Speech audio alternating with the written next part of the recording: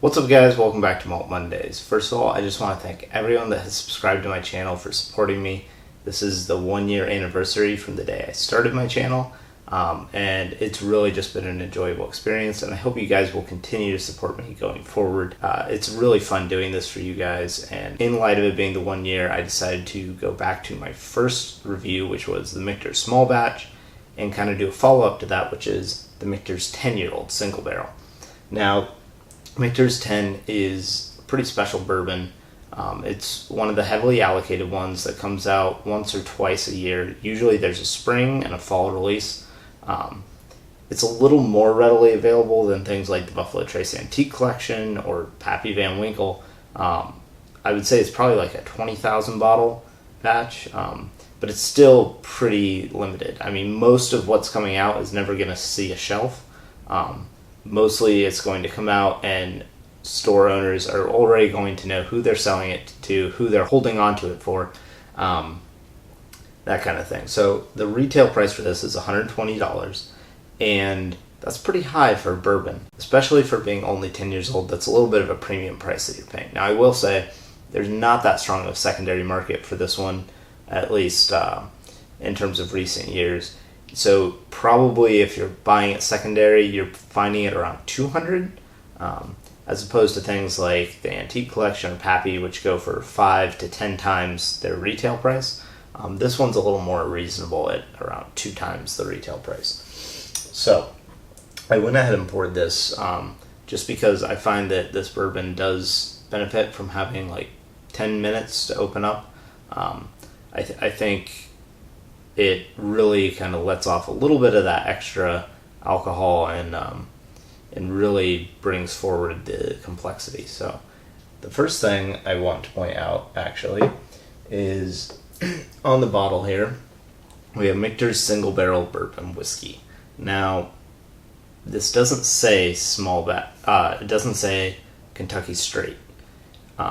If you go on their website, they indicate that their standard bourbon is Kentucky Straight bourbon, but they don't put it on their labeling.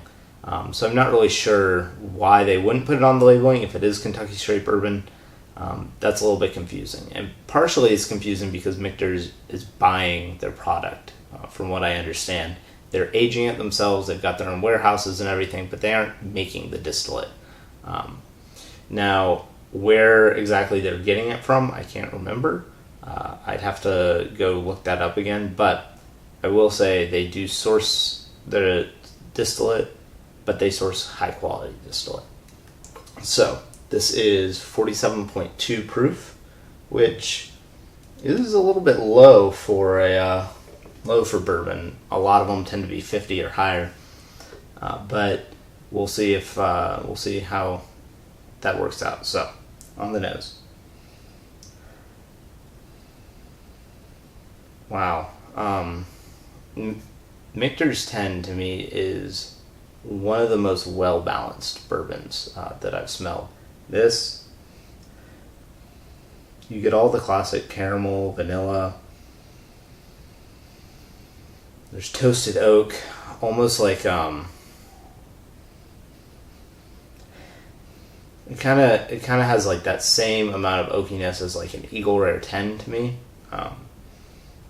So I wouldn't say these are heavily charred barrels. They're probably light char, but really nice toasty oak smell. There's brown sugar. I'm getting a little bit of the rye spice. This isn't a high rye mash bill, I don't think, but the rye that's in here is very well integrated in the bourbon. It's really just like the perfect balance between the rye and the corn and it balancing out.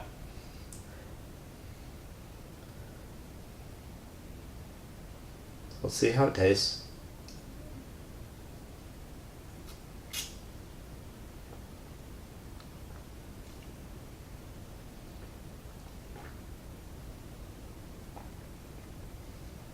Oh, wow. It's just so smooth. Even though it's 47.2%, which isn't that high for bourbon, that's still pretty high proof. And it just melts in your mouth. You get that vanilla coming back, toffee. You get oak coming in, and then there's a little bit of that rye on the back end. Spice just lingering in your mouth. The finish is really, really long.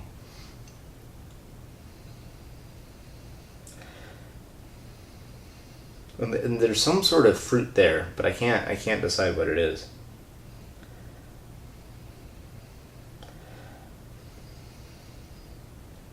This is really, it's very complex and very mellow. And one of the things that I like about Michter's in general, just their standard whiskeys and their higher end stuff, is they're more understated bourbons. So if you're looking for a bourbon that's going to knock your socks off, like George T. Stagg, this isn't it.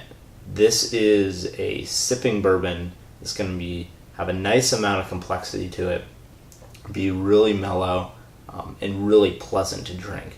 But it's not gonna punch you over the head with certain flavors. It's really more about being a super balanced flavor. And to me,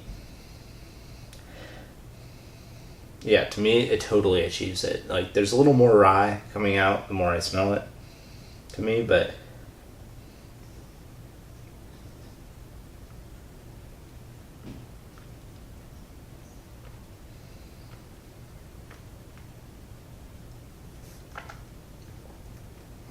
it's just really rich, mouth coating flavor, smooth. The only burn is from the spice from the rye. A little bit. It's not from the proof. It's got such a long finish, really nice. The oak isn't overpowering. I think 10 to 15 years is really the sweet spot for bourbons in terms of the oak balance. And this one, I think this would be perfect if it was like a 13, 14-year-old. And I will say, I've had the Michter's 20.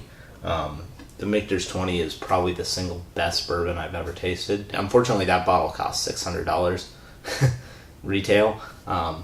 However, I will say the 10-year-old, definitely worth a purchase if you're finding it at normal price. I would not pay secondary price for this, though. This is not $200 good. I think it's a little bit something special, and it's a step up from your Blantons or your Bookers. In terms of just the balance and really the cohesiveness of the flavor profile that you're getting. So, as always, if you like this video, please subscribe to my channel. I really appreciate it. And as always, I will see you guys next week. Thanks for watching.